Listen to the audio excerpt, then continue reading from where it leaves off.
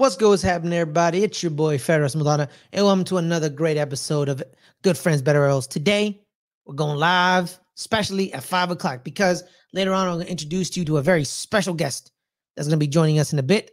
But before we do that, I want to introduce you to my right-hand man, the goose to my maverick. Well, you don't have to introduce me. I mean, you watch the show. Oh my God! I just try to give you props and introduce you. Well, you act like it's like my first time. When I mean, no. Well, what if it's a new? Like I'm the co-host of the show. What if it's a new person? I'm still the co-host. Somebody new. Are you introducing yourself? What if we get somebody new? It's for the new people. It's not for the people. Are you introducing yourself though? I just did. My name is Ferris Muthana. Welcome to Good Friends. I'm just like I don't got to introduce you to your dad. What if it's somebody else? Okay, so then what are you even doing? All right, guys, that's Caleb, man. It's Caleb. Just being oh my God, man. It's for the new people. The new people. Okay. You say my co-host, Caleb, or yeah, I was I will introduce him. Like, let me introduce you to I said my right-hand man, and then I was gonna say the goose, my maverick, my co-host. But you interrupted me before I finished. Because you always do that. I don't think I always do that. Yes, you do.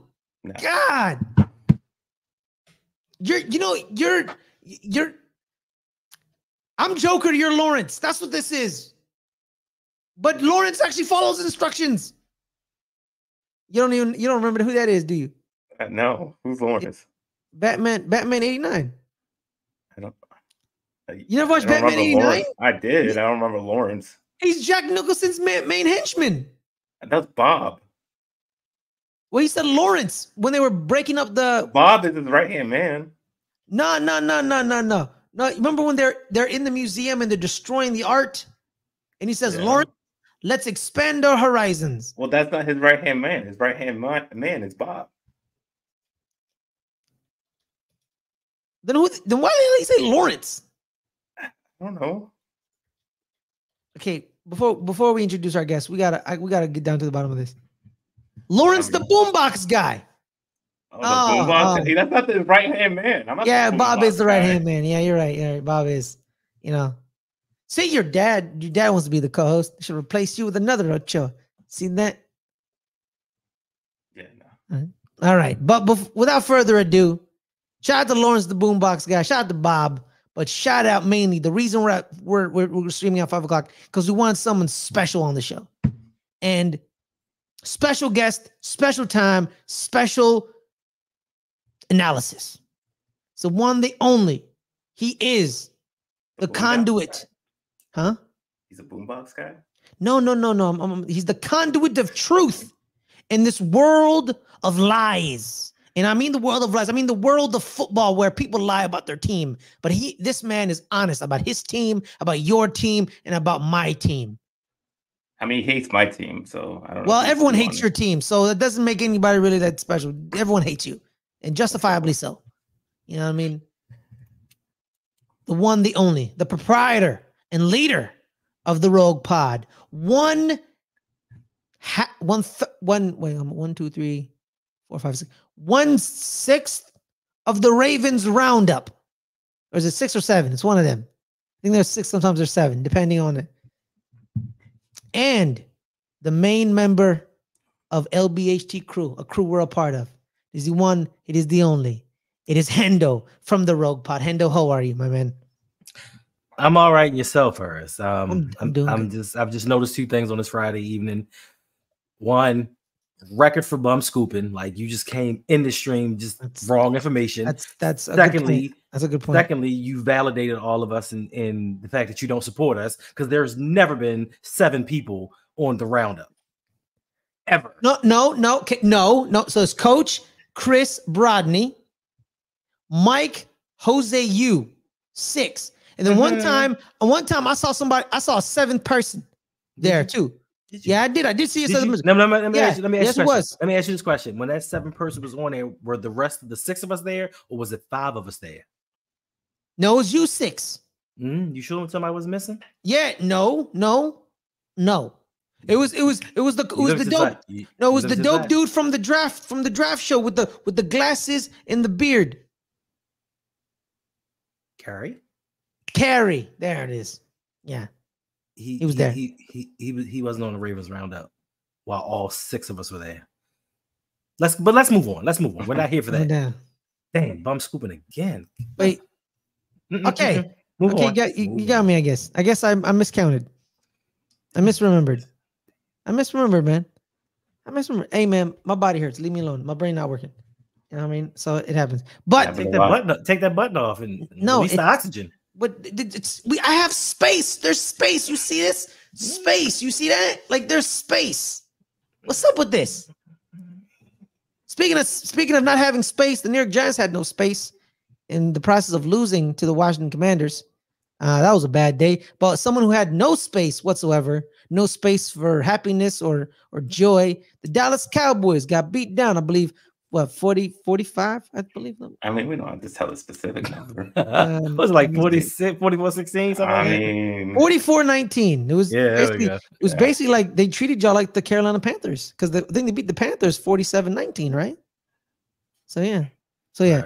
But we are here commiserating because as well the Ravens did lose to the Las Vegas Raiders. I was going to say the Oakland Raiders. The Las Vegas Raiders 26-23. True. And we're going to be reviewing the week and as well previewing Cowboys Ravens with none other than Hendo. So Caleb, take us through your pain. Sunday, you getting ready? You're like, it's the Saints. They beat the Panthers. Who cares? We're the Cowboys. We're not the Panthers. It's not going to happen to us. You and your dad are sitting on the couch ready. Probably have a good cold beverage in your hand, ready to watch, and then by 2:00. Your day is ruined. It was actually in the first drive of the game.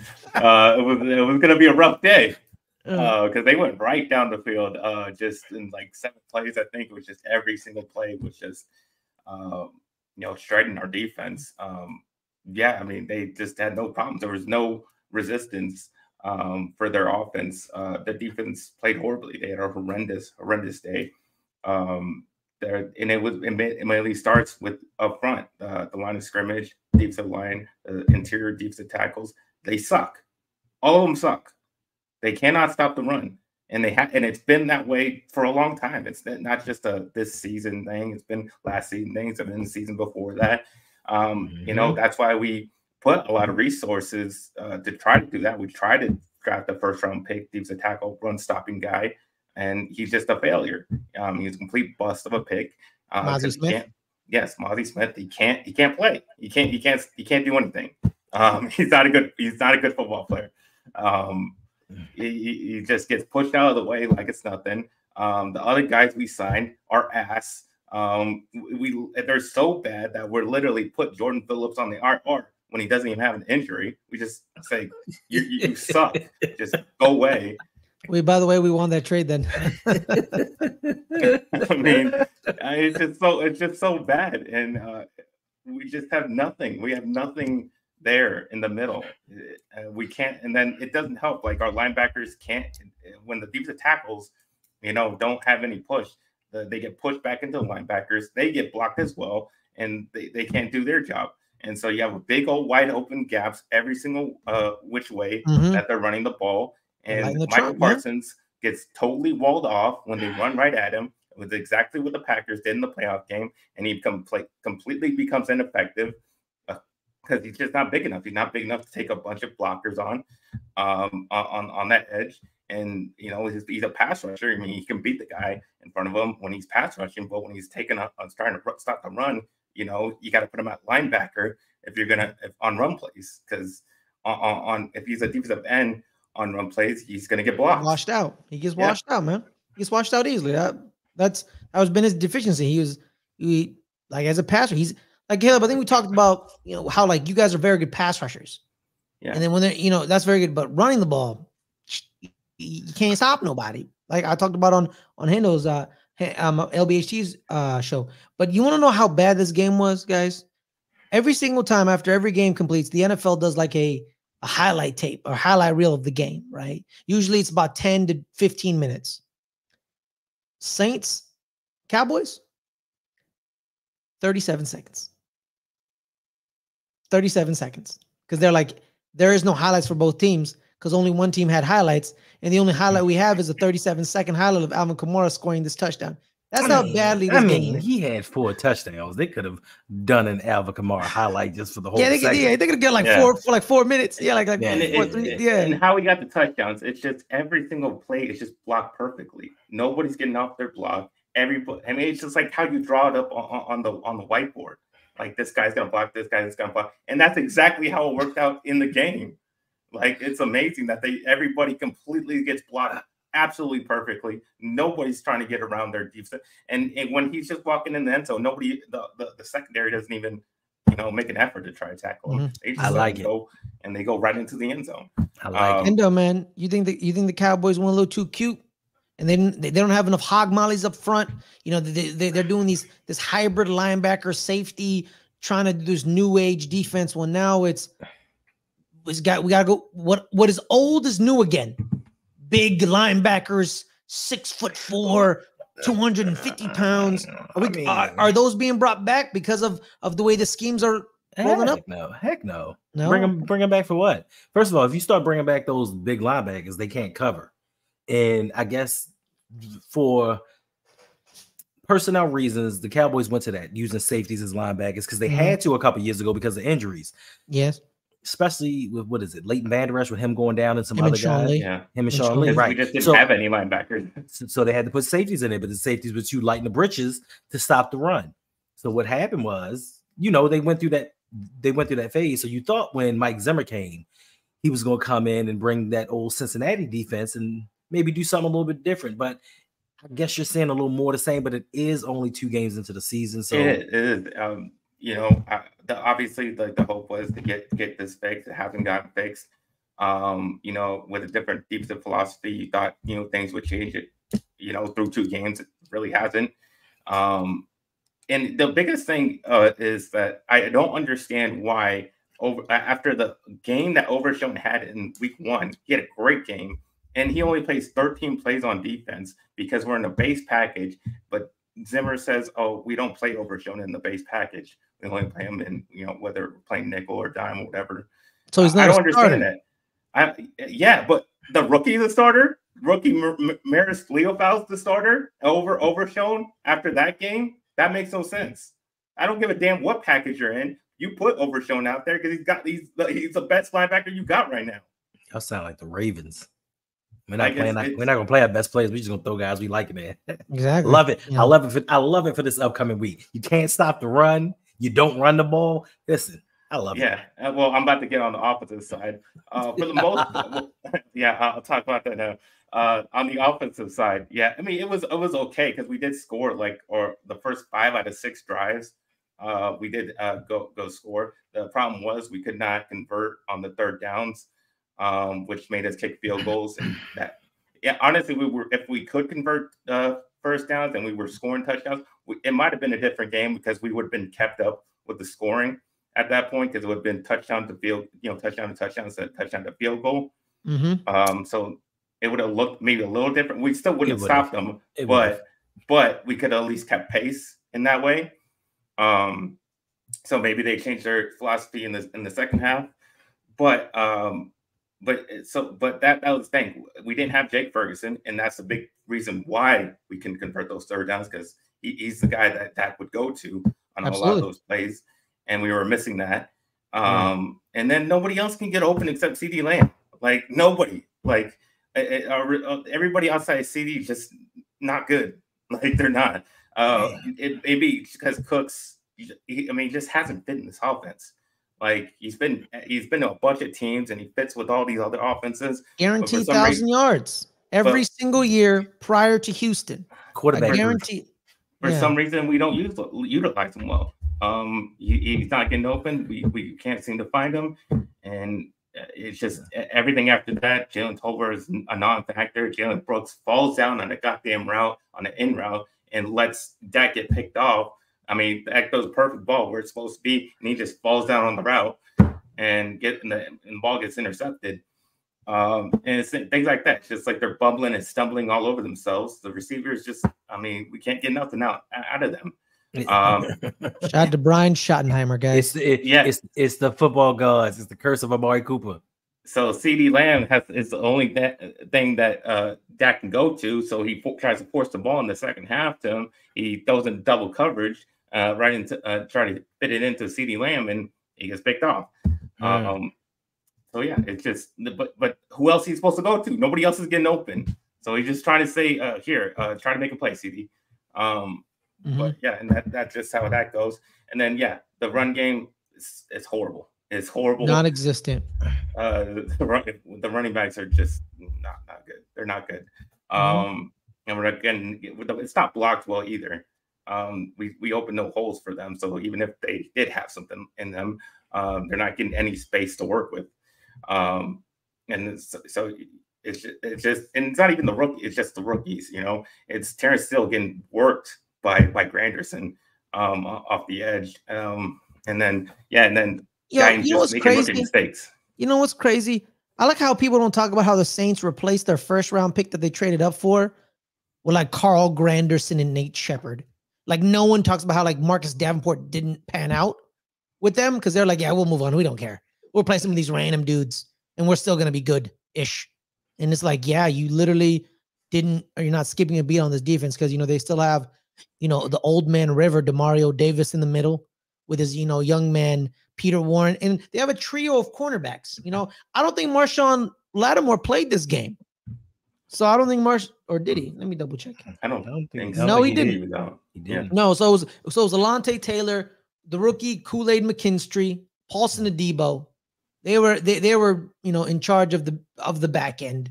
And, you know, when you only have one weapon in the pass game, you double him, and they basically laughed at Jalen Brooks.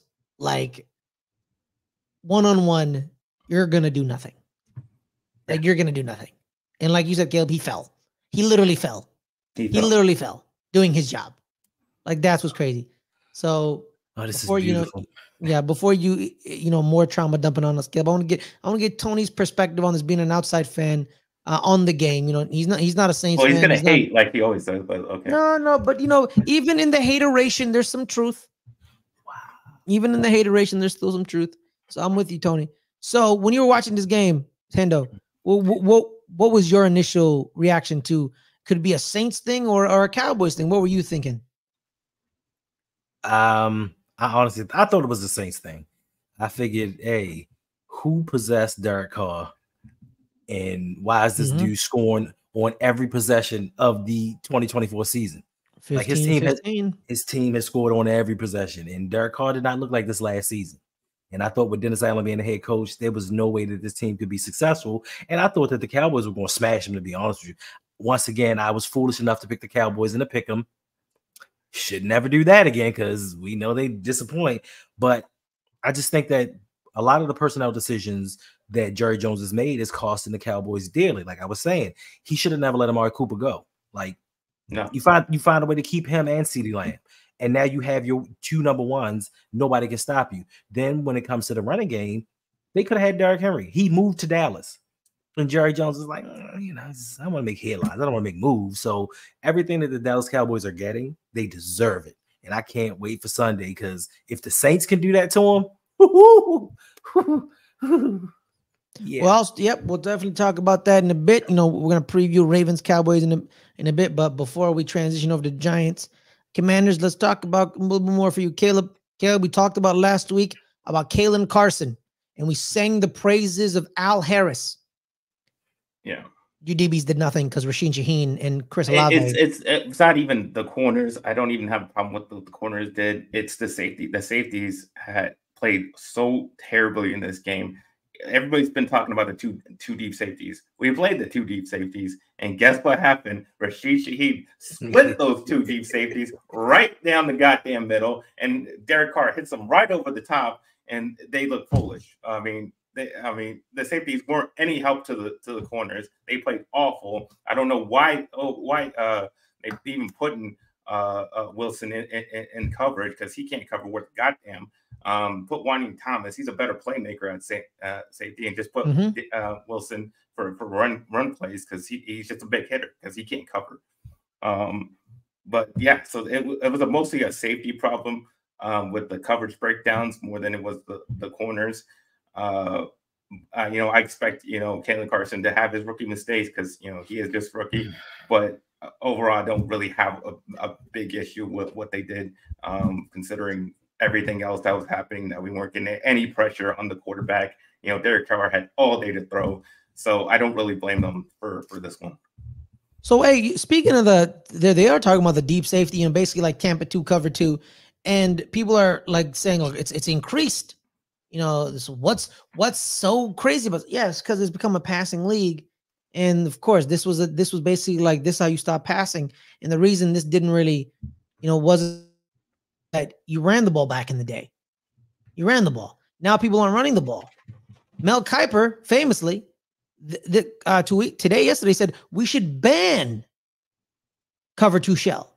Ban it. It should never be ever allowed in the NFL or in sports. I just want to know, guys, on the scale of complete asinine to stupidity, where does this fall in that statement? Banning really cover 2 shell. That's really stupid. Stupidity. Yeah. Yeah. But but people have been talking about it all week, and I want to get, Tony said, just run the ball. You want to stop it? Run it. Why is it so complicated for these NFL coaches, Hendo? Because who's Dallas gonna run the ball with?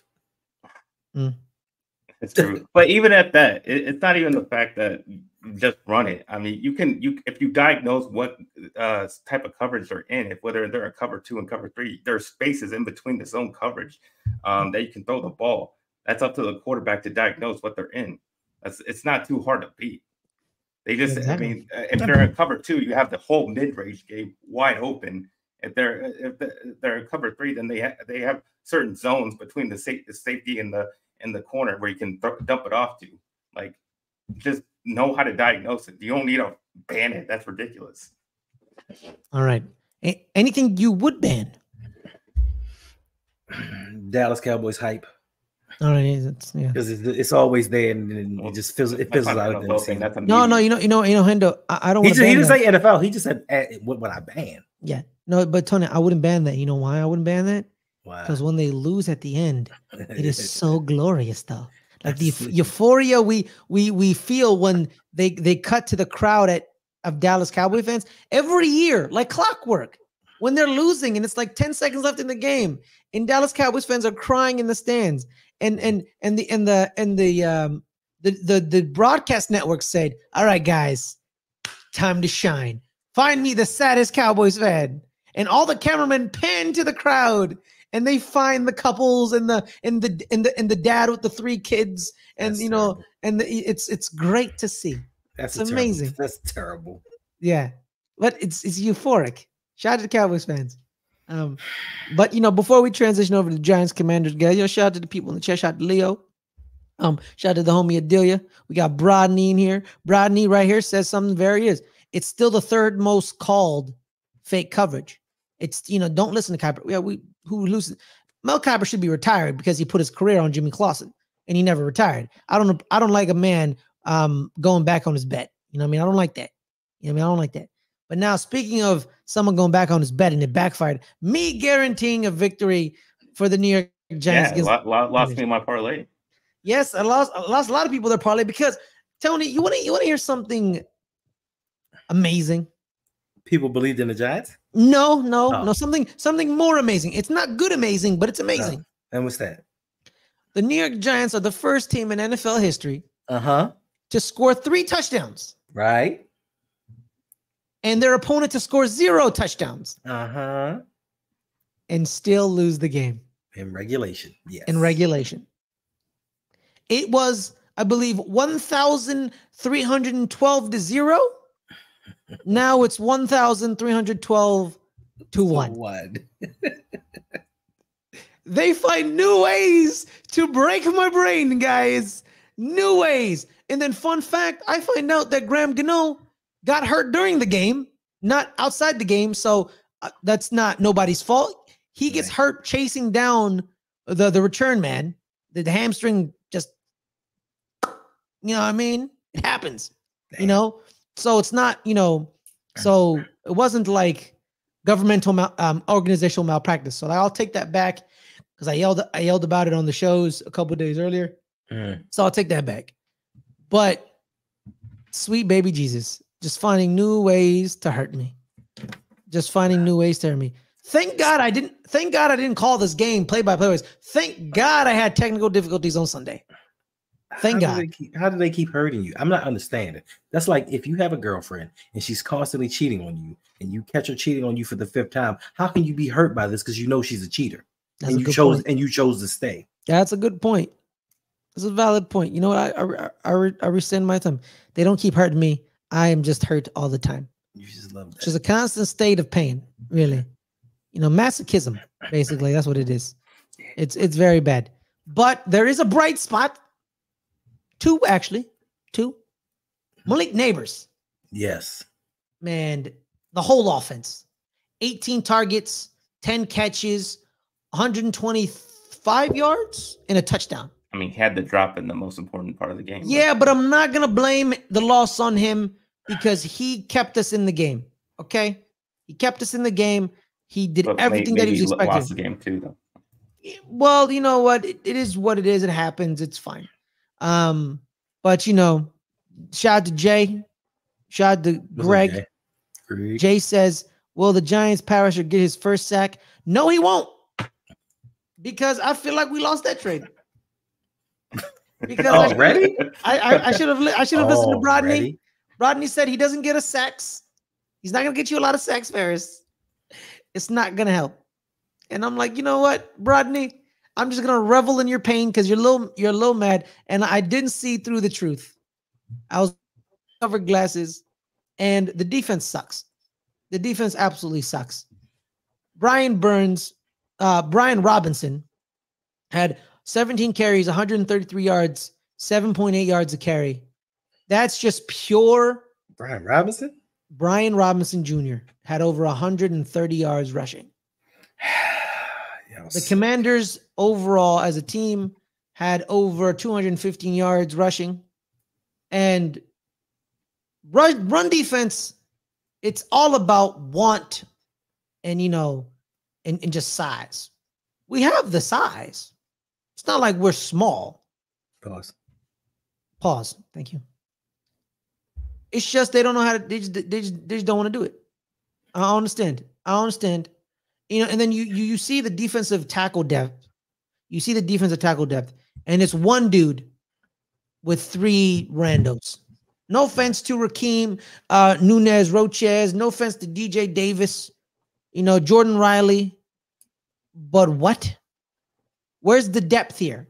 People were big fans of Elijah Chapman in preseason, but what? He's nowhere to be found. This, you know, undrafted free agent out of SMU, and he's not playing in the game after everyone was like, oh, look at it. If he was one of your stars, you told him you're not playing in the 4th preseason game because you've made the roster. Basically, undrafted free agent not playing in the 4th preseason game means he made the roster, basically. And where is he? Where is he? I don't see him. I don't see him at all. Was he even that good? Was he even that good? Or we got tricked again. He dominated 3rd stringers and 4th stringers and 2nd stringers in preseason, and he all looked all good. He did that chase down tackle. You know, I mean, everyone likes a big man with a chase down tackle, but it's not translating.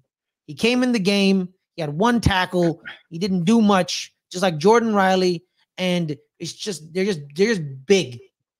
You know, LBHT says all the time, size is not a skill. I don't care that you're 6'4", 305 pounds. You don't have any skill. Right. You're just big. Pretty much fat. You're just fat. Not even big. So is this an NFC lease thing that they just give up 200 yards rushing to people? We didn't do that back then. That's I'm talking about this. I'm talking about this season because you and the Cowboys just like letting people run loose. Yeah. Shut up, Rodney. Hendo has been talking. You haven't been paying attention. Shut up, God, man. You see how he's just doing his bullshit again. You see that? I'm pretty sure Hendo's been talking. Has Hendo been talking? No, he hasn't. I've been asking Hendo questions. I asked him like 3-4 questions. Pay attention, Rodney. God. Yeah, it's been like 1 question, but okay. I'm cool. I'm cool with not talking. We good. No, I'm venting. I'm venting, but now let me ask you. Hey, what's up? Rodden, Hendo, you saw Shane Bowen's defense, head first with the Ravens when they beat y'all in the playoff game, and in all that stuff. Were you ever really impressed by him? Because I was never impressed by him. Really. No. I never really cared about Tennessee's defense. Even they had Jeffrey Simmons, Harold Landry, Kevin Byard, but I was never impressed. You know what I mean? Like the defense has never impressed me. No, the defense wasn't impressive. Like, yeah. and I hate to be the person to be like we beat ourselves. Just the coaching. You look at it's the same thing for us season after season. We are the best running team in the NFL. We get into the playoffs, we don't run. And Tennessee was hot. Like they had a good team at the time. Mm-hmm. Defense wasn't the best, but they had a good team and they capitalized and did what they needed to do. And they had Derrick Henry.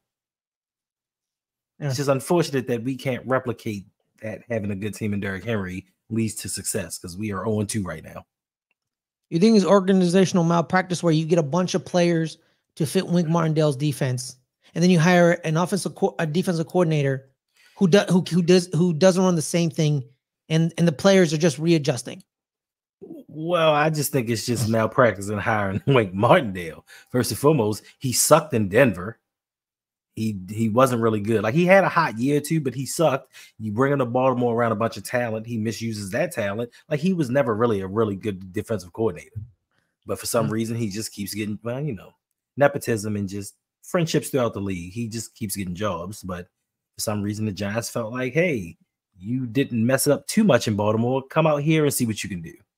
Is this defense fixable? Is it fixable? Is your defense fixable? Yeah. Any defense is fixable. A lot of times it's all about scheme because if you take a look at the Baltimore Ravens last year from this year to this year, yes, they lost a couple of guys, like they lost Jadeveon Clowney, Patrick Queen went to the Steelers, but essentially it's the same defense. But you take away a guy like Mike McDonald and it changes everything because right now we are last in the league in pass defense. So anything is fixable if you bring in the right person to put people in the position to make those plays. So is it fixable during the season? Yes, but you have to be willing enough to change your philosophy.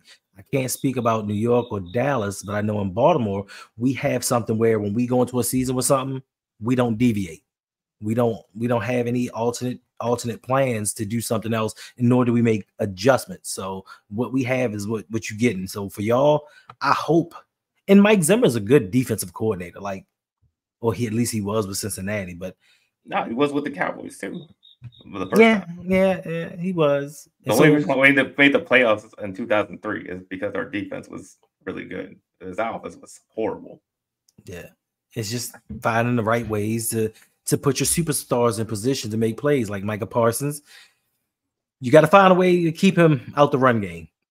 You got to find a way to disguise him because when they run right at him, takes him out the game.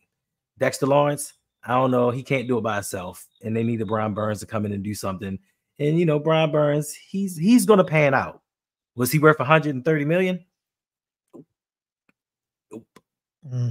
Nope. But he's going to play better. But he wasn't worth all that money though. The linebackers, man, very underwhelming as well. Bobby Okereke, Micah McFadden. I think Micah McFadden was carrying an injury coming to the game. I think he's now fully healthy. What's their thing for Isaiah Simmons? Like, what is he? What position? Like, what are you doing? I don't know what they're doing. I think the only bright spot these past couple games on the defensive side have been Tyler Nubin and Andrew Phillips. You know what I mean? They did that phantom holding call by Drew Phillips in the game where literally Zach Ertz trucks him on a block. I'm like, I wasn't holding him. I was on the ground. Right. How's that was a hold on me? It should have been fourth down, but they got a play and then they go again. 7 field goals, guys. They hit 7 field goals. Austin Seibert had 7 field goals. So I guess your defense was good because they hold them to 7 field goals. What is that? You heard that, right? Threw me off. Touchdowns. It wasn't touchdowns. Hey. It wasn't touchdowns. But right. It is what it is. I mean, you were facing, rookie quarterback, and they just literally just didn't want. They didn't want to stop the run, man. They just didn't want to stop the run. But how do you not get pressure with how bad Washington's offensive line is? That's what I'm saying. That's what I'm saying, right? I mean, New Orleans' offensive line ain't that good either. So yeah, but they didn't really pass that much. They passed like 15 times. Who? There wasn't really any opportunities to actually pass rush. I mean, all they did was all Derek Carr. He literally got back like 15 times and threw the ball. Then that's telling me you're running the ball. so now I know you're one dimensional, which should make it a lot easier. Well, if we didn't talk about it, I'm not. You act like I'm gonna make a case for the Cowboys to win this game. I was holding out for later, like. Oh no! I mean, I was just asking about the New Orleans game. Like we talk about the Giants not stopping a bad offense. Well, I'm just saying about the pressure. They didn't get any pressure. Okay. With at all when that's supposed to be like their main thing is with what they invested in their defense is their pass rushing, and they got nothing out of it against a bad offensive line. I have a question. What happened to Dexter Lawrence? I have not heard much about him recently. Is he all right? Is he still playing? He's still playing. I think he's being misused. Because you know, like he fit Wink's scheme. He fit it. You know, love or hate Wink. I'm sorry, not Dexter Lawrence. I'm talking about DeMarcus Lawrence, I think. Oh, Oh. I mean, I'm talking about your Lawrence. Your Lawrence, Caleb. His Lawrence. What happened to him? Yeah. DeMarcus. He's playing good. He's the only one that played good. Actually plays good. He had 2 sacks last week. I mean, the first week in week 1. And he's the only one that's actually, like I said, everybody else is getting blocked. He's the only one that actually gets off a block and makes a run stop. He's our best run stopper on the defensive line because nobody else can stop the run. He's the only guy that actually can stop the run. So he's been doing that for the longest time. He's the only good run stopping defensive lineman. Everybody else sucks. So yeah, I mean he's been doing his job. He's the only one, like I said, that's putting the effort, going all out. And doing his thing out there. Everybody else on the line just not good. He doesn't have any help. Alone. Yeah. Greg, he just plays the run and chills.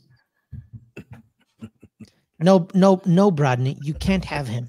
Why not? Y'all gonna just misuse him. Well, we're misusing everybody. No one's special. That's true too. No, everyone's being misused. Speaking of being misused, that transition make no sense. Let's transition over to Dallas Ravens coming up it's week 3 already. Oh my God, it's already week 3. The football season flies by. Jesus, Mary and Joseph. So week 3 at 1:25 in the afternoon Pacific, 4 o'clock Eastern. It is Ravens at the Cowboys. Tony, why can the Ravens win this game?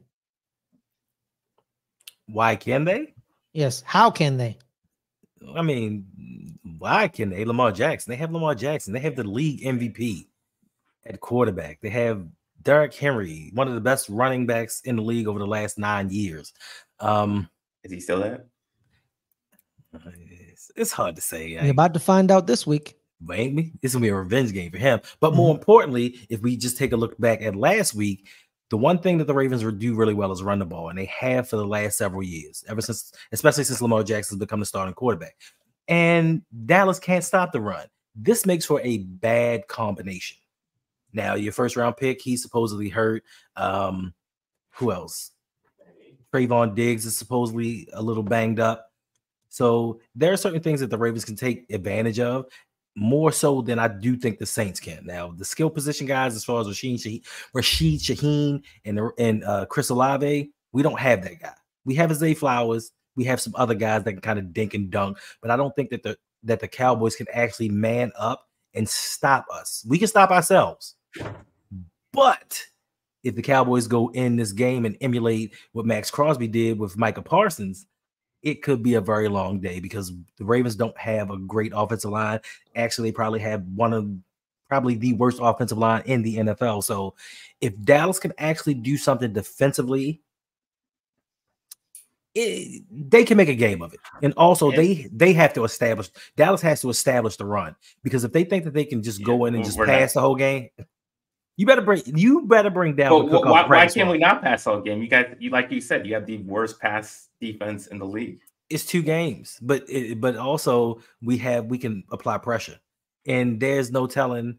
We have a new defensive coordinator, so he's just getting game experience, so he can get better and better. But the problem is, you only have one guy, At least Tony. even with Las Vegas, they had Brock Bowers and Michael Myers, whatever the other. We have two guys. Jake Ferguson is but he's you don't he's have coming two back. guys. But you he's don't coming. have two guys. But he's coming back, and he's not guaranteed to play. So he's gonna play. He's gonna play. Right. So pretty much it's CeeDee Lamb. That's all you guys have. Jake Ferguson. Well, you're gonna learn. You're gonna learn who Jake Ferguson is if you don't think he's a factor. Did you just say you're gonna learn today to Tony? That's crazy. No, he just said you're gonna learn today. I mean, I've already known that the Cowboys have sucked for decades, so I'm not gonna learn anything. Well, no, I'm just saying you're gonna learn. Ferguson. Here's the thing, Tony. You can see it run after catch. The ghost of Zeke. Yeah. I have a question. I have a question. I mean, a pass blocker. So if you think you're gonna come in, well, you got to run the ball. You got to run the ball. You run the ball. He can't run. We're not running the ball. Exactly. We're not running the ball. Exactly. We can't run the ball, but we're probably not going to decide to run the ball. And we're going to go after whoever your worst corner is, and we're going to put our worst corner. Our worst corner is a former All-Pro. Well, if he's probably not playing well. If you guys have the worst pass defense in the league, I'll see. Listen, I'm up for the challenge. What's the question? There's a get right game. So, two of your assistants went and got promotions. One of them got a promotion in-house to defensive coordinator in Zach Orr, and the other assistant became the defensive coordinator in Tennessee. And the other one became the defensive coordinator in Miami, Anthony Weaver. Do you think you picked the right defensive assistant to lead your defense? I think Zach was cool. Okay. I mean, I don't have any problems with it. Like Anthony Weaver, he seems to be struggling down in Miami. Like they don't look great. Tennessee's okay. We have the personnel. So I don't really think that whomever they brought in was going to really make a difference because there is the Ravens way of coaching. And we have great pieces on every level of the defense. So it's not a big thing. It's just for them to gel, bring in the new pieces and have them come together and play as a team. Like they can have stretches where they can shut people down. And they can also have stretches where they give up a lot of points. Listen, we got Kyle Hamilton, Marcus Williams. They'll bracket or do something with CeeDee Lamb. And Dakota Rain Prescott's going to be dead to rights. Like, what are they going to do? If you can't run the ball, and like you're saying, Caleb, like, they're not running the ball. It's like they're not even going to try. I don't think they're trying. I mean, why? For what? I mean, for what? Right. For what? to waste it down. I don't know. Let me get that soundbite. But you have to, because if not, they're just going to tee off on you. Well, we can't. But you guys have like one of the best rush defenses in the league. I mean, where's the space going to be to run? I mean, you got to find that's for your offensive coordinator to scheme open. He needs to scheme these things. If not, they just listen. I hate to say it, but Odafe Owe had 2.5 sacks last week. He's finding his groove. We got Justin Madubuike up front. Like we're starting to get these. And Kyle Van Noy had 2 sacks as well. That's why you got to scheme short passes. That's what you need to scheme. Another question about scheming short passes to about the coaching staff, Hendo. It doesn't matter. Like I said, he's gonna dump it on Jake Ferguson. Roquan Smith is Roquan Smith a get right game. He could stop Jake Ferguson if he wants a get right game. Whoa. Jake, listen, Roquan Smith is a great linebacker. He is not a coverer. Yes, but he's a rookie. And if you got any kind of scheme, I thought you guys drafted him last year, not this year. I mean, not a rookie. I'm sorry. This is his first year starting. Okay. So you can kind of get the younger players if you have a more experienced tight end. Jake Ferguson, he scares nobody. So Trenton Simpson can shut him down. Yeah. Why don't you guys go with Denard Wilson if that was the unit that was the best unit of the defense, the back end last year, correct? Because we talking about John Harbaugh. Who knows what John Harbaugh is doing? John Harbaugh is playing a guy that was a former tackle at guard and clearly is the worst offensive lineman in the NFL. And when asked in press conferences, is like, yeah, he's looking great. I see him getting better. But what about the guy who started some year last year? He's like, don't worry about him. Let's just keep the bad guy in. This is that same guy. So nobody cares what John Harbaugh thinks. He always makes the wrong decision. That's why the Ravens don't have a Super Bowl. We should have won at least one Super Bowl with Lamar Jackson by now, and we haven't. Just bad decision making on the coaching side. If you watch any of his games, he always does at least one dumb challenge per game. He doesn't use his timeouts at the wrong part of the game, or he uses them up too quickly. Then on top of that, we get in games and he just lets us run amok. We never make any in-game adjustments. We never do anything. And we always go outside of the identity of what the team is. And that falls on the head coach. And then he gets in the press conference like, we gotta do better. Let's look at the film. Coach, you got 6 months to look at some goddamn film. All right, we're gonna do it then. Like, he's horrible. So in a way, I'm kind of hoping we lose to the Cowboys so he can get fired. Because like I said on LBHC, there's a chance. I'm not saying like a 70% chance. Think about like a 30% chance, 35%. They go 0-5. They go 1-5. They go 0-5. No, but trust me, if they lose to Dallas this week, they're going to lose to Buffalo. The only iffy one is going to be Cincinnati in week 5. That's the only one where I'm like, you kind of own Cincinnati. Well, especially with Joe Burrow playing. Yeah, you kind of own Cincinnati in a sense. But it's a new year, and if we come into a game 0-5, now you have that pressure that's mounting and it's sitting on your back, and it's like, now I can't play loose because I'm pressing to get this first win. So you never know. And Cincinnati is familiar with this territory. Cincinnati is familiar with starting the season off 1-2, 0-3. They're used to this and making a playoff run. So this is something brand new for us. Like, we don't do this. We don't be out here Dallasing or New York Giantsing. New York Giants more than Dallas. Yeah, Dallas always has like Dallas always gives you 12 wins a year. I know. I'm just picking. I'm just picking with I know you hate me like you always do. I'm just picking with Caleb. Dallas and back in like thousands. With what's my man name? Quincy Carter. Quincy Carter. Yeah, Caleb's favorite player actually. He was terrible. He was terrible. But he was your favorite player. I mean, I had his jersey, but it's still terrible. Why'd you buy a Quincy Carter jersey then? I was a kid. I just wanted the Cowboys quarterback. He was happy. He was happy there. Yeah. Thomas Jones. And it was a cool jersey. It was an all black one. It was the all black jersey. Jalen Tolbert got to turn into Dez Bryant. Yep. Basically, but but it's not gonna happen. By the way, Greg, I too miss Delaney Walker. as well. Shout out to Delaney Walker. I like Delaney. Yeah. He was Tennessee's offense with Marcus Mariota his entire years there, because they're like, you know what, Marcus, we're gonna give you Kendall Wright because it was Marcus Mariota. No, the team was not well built around him. His wide receivers, but he was number 2 pick in the draft. Do something. And he did. He took them to the playoffs multiple times and has multiple playoff victories. Do something. He did something. I like San Francisco Delaney Walker better. You mean the backup? He still got shine. That's true. He still got shine. Caleb, you still have the Quincy Carter jersey? No, we all lost it. Oh, he said. But your dad said still has it. Well, no, I don't still have it. I lost it. He probably threw it away. I put it on our dog, and then I never saw it. On the dog? What? That's disrespectful. What? Yeah. Disrespectful. Children aren't allowed near my jerseys, but a dog? It was a Quincy Carter jersey. I didn't give a crap about that jersey. Damn. I still have all the other jerseys though. You know what? A dog? Yeah. People love their animals. Let's end the show. I'm done. I can't. The blasphemy.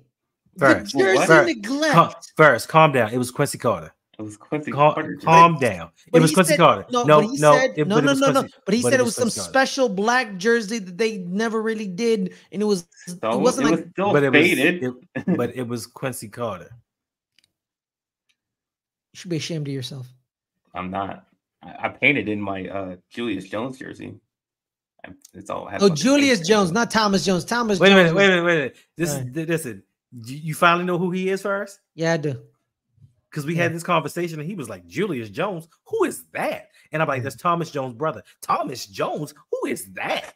Like, yeah, I know who that is. It's actor Thomas Jones, to be exact, nowadays. Yeah, that's what we told you when we were trying to explain it to you. Yeah. So I was seeing like the intro to Super Bowl between the Colts and the Bears, and how CBS did kind of did what NBC did with the names, and they would pop up, and then the Chicago Bears offense showed up, and it was like Rex Grossman, Florida, and then it was like Muhsin Muhammad, I don't remember where his college, and it was like Thomas Jones, running back, and then I looked at the team, I was like, damn, Lovie Smith brought that offense to the Super Bowl. First of all, Thomas Jones was a dog. Yeah, he was. No, I was talking about the receivers, man. I understand it, but Thomas Jones was no. Thomas Jones was for a few years with the Jets and with Chicago. He was special. Yeah, but like Rex Grossman. I mean, yeah, I mean, it's Florida. That's what I'm saying. Like Rex Florida, Grossman? Florida quarterback, but they Like, had the what? defense. But that defense carried him though. Yeah, man. And he wasn't Luke Cage. Greg, yeah, he was. Yeah, you're right. And that one dude that used to run back kicks. I can't remember his name right now. Devin Hester. That guy. Yeah. Rodney, the blossoming flower was like almost 40. Okay. Let's not act like I was disrespecting him like that. You are disrespecting Musha Muhammad. No offense to Musha Muhammad. Love you, dog. You're my guy. You're my guy. You know, I hope your son pans out. Like you're old. Okay. You're old. Which still cool. He was good. But it was Rex Grossman. So we all knew Peyton Manning was going to get his first Super Bowl win. Yeah. The good thing about that Super Bowl is Devin Hester returning that kick and Prince at halftime. Yeah. He's saying Purple Rain. In the rain. Yes, it rained in on the that rain. Super Bowl. It rained on that Super Bowl. Yeah. Why they had to work. Stupid. Purple Rain. Hendo likes the Usher performance better. Oh, that's fighting words. When was that? 92, 93? Usher? That shit was just like the last Super Bowl. Oh, I thought it was in like the last time the Cowboys ever made it to one. That's how you knew. Rodney, he's not 34 regular human. He's 34 athlete. That's old. Okay. I mean, it depends. Tom Brady at 34. Yeah, no, we're talking about wide receivers back in the early 2000s. You know what I mean? Jerry Rice did it till he was 40, 43? Yeah, but he's Jerry Rice. Mm-hmm. Okay? And he still had 1,000 yards. Yeah, like I'm just saying, bro. Yeah, okay, that's a good point. Love Motion. It's my guy. Apparently you don't. I do love Motion. I'm a big fan of the blossoming flower. Apparently, it's my guy. Apparently you don't. I don't disrespect him. You talking about they Motion. They went with those wide receivers. Well, actually, fun fact about that defense, which it kind of pisses me off that one of them is in the Hall of Fame, but the other one isn't. It's really pissing me off. So Brian Urlacher, right? Mm-hmm. You asked players, right? Mm-hmm. The players were asked. So those Bears defenses in the early 2000s, like, how'd y'all game plan? Oh, it was very easy. We had to worry about Lance Briggs. Yep. The players were like, Brian Urlacher. No. Lance Briggs was the problem. But the media was like, Brian Urlacher's better than him because he's the face of the defense. That's like they were both the middle linebackers though. I understand it, but it goes to popularity. And I know that there may be one person in here that's going to agree with what I'm about to say. It's kind of like with the Baltimore Ravens and their historic defenders. Baltimore Ravens have some of the greatest defensive players in NFL history. And of course, they say, hey, Ray Lewis. But I'm here to tell you, Ed Reed was better than Ray Lewis as a defender. Yes, he was. But Ray Lewis just was flashy and just, he was the first superstar of this defense. You know what I'm saying? Of this team. So that is an argument with Ravens fans, but Ed Reed's 10 times better than Ray Lewis. So yeah, but he gets more recognition. Same thing with Lance Briggs. Lance Briggs was the glue, but Brian Urlacher was the face. He was the face of the Chicago Bears. I think there's only one slight difference between them two. It's very prominent, and I think I know what you're talking about. Yeah, people know what I'm talking about. We all know. We all know. One's white, one's black. Yeah, I said it. I don't give a shit. I don't care. Yeah, I said it. Yeah, I said it because you can't tell. Like the players literally said, he's the problem. That's the guy you worry about. But homeboy here is a Hall of Famer, but Lance Briggs doesn't even get sniffs. Right. Literally played together, side by side. And people were like, that guy's the problem. Yeah, Brian Urlacher is great too, but he's the problem. It's like the San Francisco 49ers. Navarro, Patrick. Patrick was the problem, but Navarro was like, watch Navarro. The problem with Navarro is he was the younger of the two, and then he tore his ACL and was hit. That's not a good comparison. Yeah, it's not. That's a good point. Navarro, so what was his name? So I would more liken it to, if we talk about San Francisco, Alden Smith and Justin Smith. Yes. Alden Smith was the sack guy. He was he was the up in your face. He was getting in trouble. But Justin Smith was the heart of that San Francisco defense. He's the reason that the whole thing worked. Because when he got hurt, they went to hell and lost to the Baltimore Ravens in the Super Bowl. So it's a lot of things, bro. Yeah, but Lance Briggs. Back to the game. Oh well, we kind of really previewed the game. The game's already. Well, yeah, I just want to get my final thoughts. Okay, final thoughts on the game. Caleb, hit me. Okay, well, yeah. As I said before, I think we lose. Yeah, I don't think we win this game. Well, I said it before when we were going through the schedule. When we were going through the schedule, I said we probably weren't going to win this game. But I figured with the Ravens being 0-2 and things happening, you would change your mind. Well, after this performance that we just had, why would that change my mind? Look, the performance we had. We lost to the Vegas Raiders. Yeah, but you didn't lose like disgustingly bad as we did. But y'all never had a lead, and that can just have a snowball effect. We were leading. We were up by 10 in the fourth quarter, in the middle of the fourth quarter. That's when you expect to win. Yeah, and we lost it all the time. But we lost. But we lost to Gardner Minshew. Like we're 0-2 versus Gardner Minshew in the last 2 games. Wow. They have no run game whatsoever, and all they have is Devontae Adams and Brock Bowers, and we couldn't stop either one of those two. So if you get CeeDee Lamb going, but you don't even think we're gonna win. So what are you talking about? Yeah, I didn't say I'm kind of on the fence. Like I'm not really for certain that the Ravens are gonna win this game because you're in Dallas, and I know you didn't play well. Got our ass kicked twice in Dallas. You didn't play well in Dallas, but over the last 5 seasons, you are one of the highest scoring teams at home. Like that doesn't change. And I do expect to score points. I don't have any problem with the offense in this game. I think we're going to score points. I think you may not think so. I do think so. I think it's going to be a high scoring game. Because we're going to have to score points to outscore Lamar Jackson and what he's going to do to our defense. This is the first time. It's the first time I've ever seen Leo say we're going to lose. Yeah, if you want to know a homer, everybody called me a homer. You want to know a homer? My dad's a huge homer. And he's saying even he we're going to lose. Listen, I think by Caleb and his dad saying they're going to lose, they just solidified a win. I think they just did it. For them or for you? For them. For them.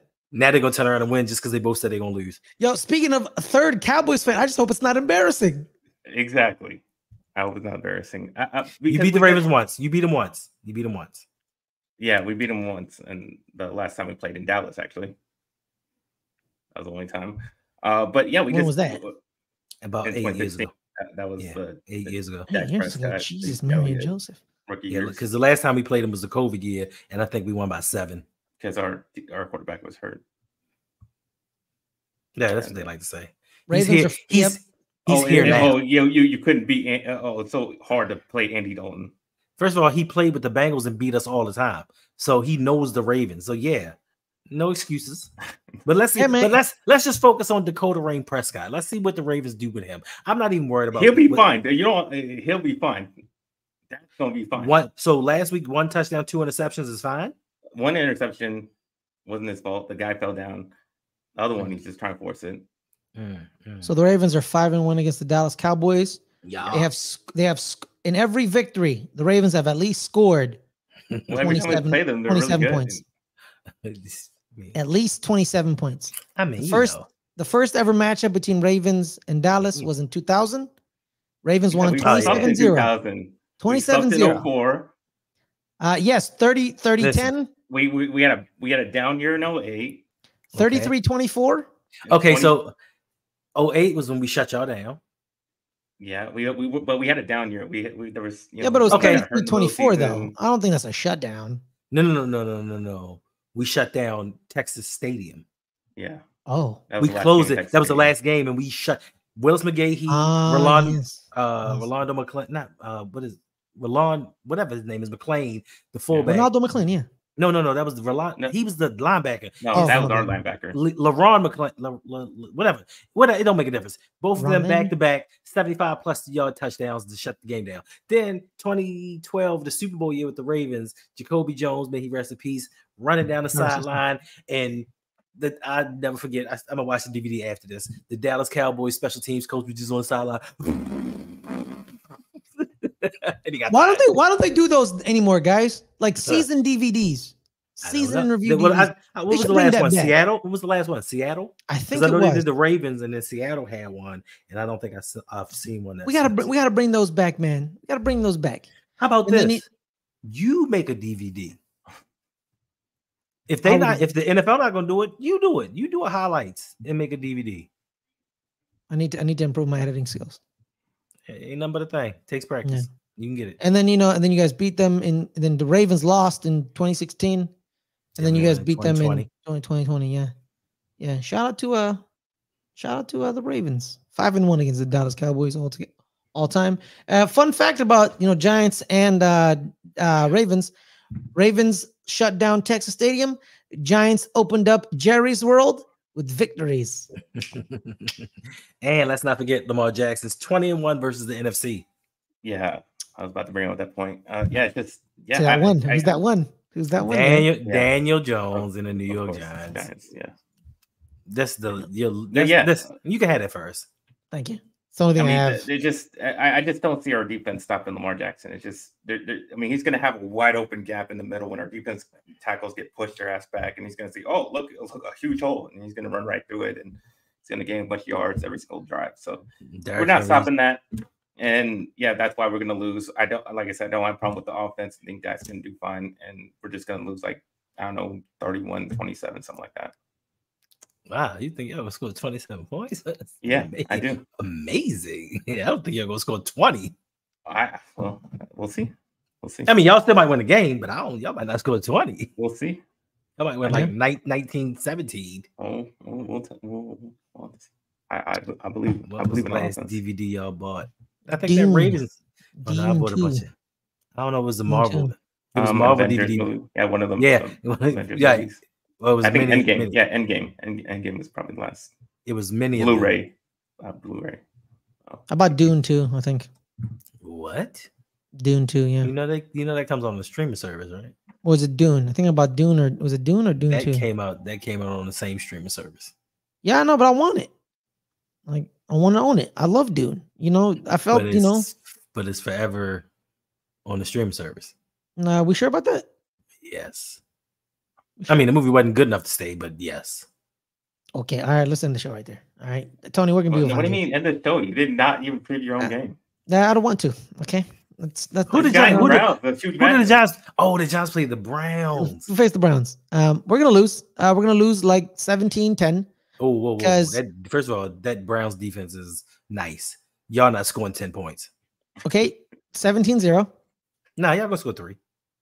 17-3, because their offense sucks. Yeah, well, when I mean their offense, I mean Deshaun Watson sucks. He played better last week. He's a little bit. I mean, for like a quarter or like 2 drives, he played better. Yeah, I think they beat us 20-0 or 23, 20-3. Myles Garrett's gonna kill Daniel Jones. He's hurt though. Okay, good. we don't know if they don't know if he's playing him or Zadarius Smith. So yeah, but so Malik Neighbors is gonna be against a better corner this week. Denzel Ward is a dog. Yeah, exactly. So it's not gonna be the 10 catches, 127 and a touchdown, unless he does that again. If he does that again, bona fide, just end the Rookie of the Year conversation right there. Wait a minute. Yeah, I said it. Off of his 3rd game? Yes. But we got to see what Marvin Harrison Jr. going to do, though. That's a good point as well. Marvin's probably going to win it because of he's going to have a better season in a sense. But yeah, if Malik Neighbors does this to Denzel Ward in his 3rd game ever, we drafted Odell Beckham Jr. again. That's what we did. We drafted Odell again. All right. Too bad we don't have an Eli Manning throwing him the ball. I mean, through all of Eli's faults, he could sling it. You know what I mean? Pause. In the playoffs. Well, no, in the regular season, he had some good seasons. Yeah, he did. No, he had some mediocre seasons. No, just because he threw a lot of interceptions, he also did some other things. Then it makes it mediocre. Yeah. Well, there's only a couple of seasons where he threw 20. A lot of the other ones were less than 20. All right, well, let me ask Caleb this question. So, coming up, Eli Manning is eligible for the Hall of Fame. Should he get in as a first ballot Hall of Famer? Should he? Hell no, he should not. He shouldn't even be in the Hall of Fame. You should Troy Aikman, but facts, because him and Troy Aikman. Actually, Eli Manning's numbers are better than Troy Aikman's. That's true. When it comes, he still has one more. Yeah, but Troy Aikman has like. And Troy Aikman wasn't a bad quarterback in the regular season. Eli Manning wasn't a bad quarterback. Oh no, Troy Aikman went 0 for 16 one year. 1 for 15. My bad. Steve Walsh. 15. Steve Walsh. Steve Walsh won that game. Yeah, but still, he wasn't ever a bad quarterback like Eli Manning. No, he wasn't. But he only has like. That's what. But the reason why Eli Manning shouldn't be in the Hall of Fame because he was a bad quarterback. 165 touchdowns. He was a bad quarterback. No, he wasn't. He wasn't a bad quarterback. He was had multiple 4,000-yard passing seasons. Ooh, look at the wide receivers he had. Quarterback. Yo, name the wide receivers he had, Tony. Tell me the wide receivers he had. Hakeem Nicks, Victor Cruz, Odell Beckham Jr. Cruz, yeah. Helmet so in his later stages? No. All of those weren't in his later stages. The middle. He had Amani Toomer. Amani Toomer. That was his name. I thought you guys were gonna forget about that. Right. He's had wide receivers through every stage of his career, bro. Yeah, Jeremy Shockey. He did have Jeremy Shockey. Yeah, he did. I love Shock. Plexico Burris. Dang it! Stop remembering my team. I thought I was gonna win this argument. So the question. So once again, like, who did what's his Troy Aikman have? Whoa. Let's not even go there. Troy Aikman had probably the greatest offensive line ever assembled for like a 5-year period. Michael Irvin, Alvin Harper, Novacek, Emmitt Smith. Like, he's had everything he needed. Thank you. Still ended his career with like 165 touchdowns and 130 interceptions. Because they ran the ball a lot, and it was a different era. But you know why they ran the ball a lot? Because they're like, we don't trust him. No, because that was the offense that they ran. Like eras, because Dan Marino existed. Marino existed, sir. Yeah, so don't talk to me and about they eras. run different offenses. They're in different offenses where they pass and others run. I get that. Oh yeah, Steve Smith. We forgot about Steve Smith for Eli. Yeah. The other Steve Smith. but what does that have to do with him throwing almost as many interceptions as touchdowns? That's not Hall of Fame level. It is Hall of Fame level when you do great stuff in the playoffs. Eli Manning did that. But he was a bad quarterback. That's the part why he's not, because he was a bad quarterback. And they didn't trust Troy Aikman during the regular season. Troy Aikman wasn't a bad quarterback. Hey, let's teach his That's own. the difference. How do you know he was a bad quarterback? He handed the ball off more often than he passed it. Troy Aikman had like a good maybe Eli Manning should have done that. He had good running backs. So did Eli Manning. Thrown interceptions all season. It was 3 seasons. Like every season of his career, he was throwing a ton of interceptions. It's because he was throwing the ball a lot. But come playoff time, that's what I'm saying. Come playoff time, though. Lock it down. First of all, listen. First of all, Eli Manning deserves to be in the Hall of Fame because we don't have to talk about Tom Brady being 19-0. Mm-hmm. Or nine Super Bowls. Yeah, that is true too. Mm-hmm. I don't know. What's the difference between 9 and 8? Or 7. Or 7 and 8. What's the difference? 7 and 9. Not 7 and 8. Well, I mean, 7 gives us an opportunity. What? 7 and 9. No, I'm saying 7 and 9, between 7 and 9. Oh, well, 7 gives an opportunity, a great opportunity for us to believe that Patrick Mahomes is going to surpass him. If he had 9 Super Bowl victories, I don't care how great Patrick Mahomes is. We don't think he was getting 10. Mm-hmm. But he might get 8. And then if the Eagles didn't do that 1 year, it would have been 10. It would have been 10, yeah. Bruh. That one, Tom Brady Nick Foles and Eli Manning. Tom Brady threw for the most yards ever in the Super Bowl in that Super Bowl. Ever. And then Brandon Graham showed up. And they still lost. They just couldn't stop. They couldn't stop Alshon Jeffrey. No. For some reason. And he did nothing. He did nothing after that. Yeah. He was like Alvin Harper. Had that good little stretch and then just disappeared off the earth. Yeah. Alshon Jeffrey played for 2 more years, then he just was like, I'm done. Yeah, because he couldn't play and he was not productive. Yeah. Like Alvin Harper when he went to Tampa Bay. Yeah. You want to know who's a secondary wide receiver that was really great that no one gives credit to? Who? John Taylor, the San Francisco 49ers. Shout out to John Taylor, by the way. Caught the game-winning touchdown against Cincinnati the second time around. He was all right. He also had to have a second job because the NFL wasn't paying him enough money. That's great. That's crazy though. Yeah. He literally had a second job. People were like, "So, John, what do you do in the offseason?" Yo, it's I think he was like a plumber or something. Right. It's crazy. You'd be like, "Yo, I just saw you catch the game-winning touchdown in the Super Bowl. Please put my milk on the counter over there." Exactly, bro. Like what?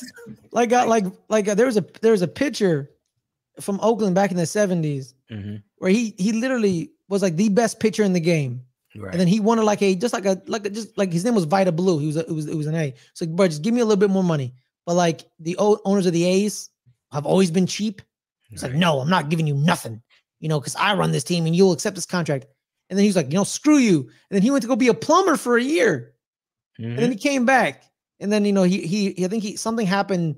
I think he got hurt somehow because people think him being the plumber ruined his pitching, and he couldn't recover. Well, let me ask you a question. Are you going to do a show kind of celebrating my favorite baseball player, Shohei Ohtani? No. You're not going to do anything on that? Like, he just reached a milestone that nobody else has? Like, no? No, we're not. Because he was a truck driver, by the way, John Taylor. So we don't celebrate greatness on this channel? Oh no, Giants fan. Giants. We don't talk baseball. We don't talk baseball. On the channel. When the hell did you start caring about baseball? What? Who? You. What do you mean? You got to recognize the GOAT, bro. We are living. We are living in history. We're living in it. When you go and actually 80 years old for real this time, and you sit back and be like, oh, I remember back in the day. No, it is impressive. It's impressive. This is your second time around. So when it actually happens, you're like, I remember when he did this. It was so great. I remember that time because me personally, I've been very blessed. I've been able to see LeBron James throughout his career and his greatness. Yeah, me too. I've been able to see Michael Jordan and his greatness. I was able to see Magic Johnson and his greatness throughout his career. So living to see those things and talk about them from experience and not YouTube videos is a totally different thing. Yeah, it is amazing. Because I only hear about Barry Bonds 40-40 in Pittsburgh. Nobody give a goddamn about Barry Bonds, bro. Move on next. No, I'm just saying, because that was the no. So let me ask you a question: big head Barry Bonds or little head Barry Bonds? A little head Barry Bonds. Okay. Because he was the man. I don't know why he took steroids. Everyone thinks it's uncomplicated. He was insecure. He got mad that Mark McGwire and Sammy Sosa were getting all the credit. He's like, oh, you want to talk about steroids? I'm going to take some steroids. I'm going to show you what's up. It's like, and then he became a god, basically. You know what I mean? He became a cheater. He became a cheater. Is what he became. Well, exactly. That too, as well. I'm not disagreeing with that. He's not getting in the Hall of Fame because of it. Well, I would agree with you. If there weren't cheaters in the Hall of Fame already. I understand that, but they choose to tend to make example out of people they don't like. And Barry Bonds was very arrogant, and people just didn't like him. Kind of like Terrell Owens. Like, you can't deny the greatness of Terrell Owens, but because he was who he was, they didn't make him a first ballot Hall of Fame just out of spite. Exactly. Fourth greatest wide receiver of all time. Yeah, one of the greatest. So Barry Bonds, like, they just didn't like him as a person.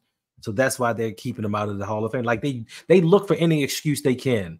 So they brought up this like morality clause they have in the Hall of Fame, right? And I'm like, we were talking about morality in the Baseball Hall of Fame that has racists, right? Well, is that what we were talking about? Just say you don't like the guy, but but I have to say, like, even with the racists and all this stuff, if we're just talking about specific play on the field, and we're talking about the greatest players of all time in any sport, I think that's what we should be discussing. We should be celebrating their accomplishments on the field, not the person that they are off it. But exactly. But they added that clause. But they added that clause. Is that for anything? Or is there limits to that? There's no limits because is there limits to Darren Sharper? Oh. Luckily, we don't have to put Darren Sharper. I mean, he's a Hall of Fame. He's a Hall of Fame player, but no, he's not. I mean, he has numbers. He has interceptions. He does have interceptions, but he's not a Hall of Fame type player. Well, I mean, according to them, what they like to go by the stats, and if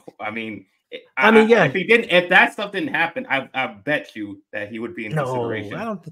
I mean, a lot of people are in consideration. I just read the list yesterday of all the people in consideration for the Hall of Fame. In consideration, but the reason why he's not even in consideration is because all the stuff. I'm like, Hines Ward, get out of here. Exactly, that's what I'm saying. I mean, consideration, man, dude ain't do nothing. Yeah, well, like Pete Rose, he bet on baseball. So is Pete Rose ever going to get in? Probably not. Limits to what you can do off the field and still get in. Yes, I mean, of course, there are limits. Now that stuff that Darren Sharper did. The stuff Darren Sharper did, bruh. Like me, like personally, like the racists and what Darren Sharper did, I wouldn't put them in. Right? You know what I mean? Like, I wouldn't. But yeah, it's there's nuance in a sense. I mean, put Barry Bonds in the Hall of Fame because then we have to have the discussion about the Dallas Cowboys. Like, half that team was coked up. Yeah. Do we keep them out of the Hall of Fame? So like drug users or or assholes. Like Barry Bonds is. That means anybody before 2004, they got to take them out. Exactly. That's why Keith Hernandez isn't in the Hall of Fame, the baseball player, because he admitted to taking cocaine in the 70s when he was in St. Louis. He was like, yeah, I did it. And then after everyone found that out about him, everyone's like, they threw him away. And then he won the title with the Mets in the 80s. And then everyone knows how they all were on drugs. All of them. Everybody. Every sport. Yeah, especially baseball, man. They were taking amphetamines like they were cotton candy. Like they called them greenies. They gave them a cute little nickname. Oh, look, we had greenies. Nah, bro. They do something past time. Baseball's boring. Yeah. You heard the story about Darryl Strawberry in the middle of a game? Bruh. That Mets documentary, I like that. Oh, yeah, he did. So he was actually in the Doc and Darryl documentary. So he has two documentaries about him. Where really? It was one of them was. Oh yeah, that one. Yeah, it was. So Darryl Strawberry was in the middle of a game. He's not batting yet. He says, "Hey," he brings out a Mets assistant. He says, "Hey, you see that girl? Bring her over here." He has sex in between innings.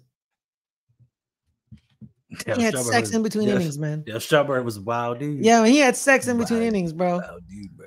It was crazy. Like, see, right here, man. That means getting Lawrence Taylor. Exactly, man. Lawrence Taylor wouldn't be all of favor. Whoa. That wasn't all Lawrence Taylor did. He liked them young. Yes. And he's on the registry. Yes, he is. He is on the registry. His defense was, I didn't know. I was like, Lawrence, get out of here, bro. There's a story about him. So he was running late to a meeting once, and he runs in. He's late. Bill Parcells doesn't yell at him. He's LT. You don't yell at Lawrence Taylor. You know what I mean? So it's whatever. Then he's fiddling with his wrist, making noise. And he's sitting next to Carl Banks. Carl Banks looks at him he's like, hey, Lawrence, what the hell are you doing, man? What the hell are you doing? He's like, I'm trying to get this handcuffed off of me. He was like, handcuffed? Carl Banks like, yo, you got arrested? Nah, I didn't get arrested.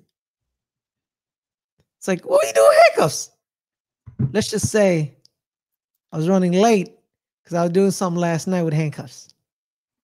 And it wasn't being arrested.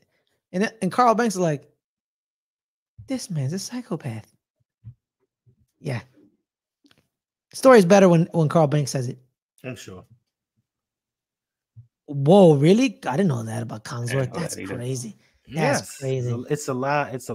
Yeah, it's a lot of them, man. There are a lot of horrible people that play athletics that we root for. The New York Giants have never ever hired a black head coach, and they hated it when Geno Smith was their quarterback. Shame. So, the first ever black QB in New York Giants history is Geno Smith. And you New Yorkers are supposed to be the melting pot.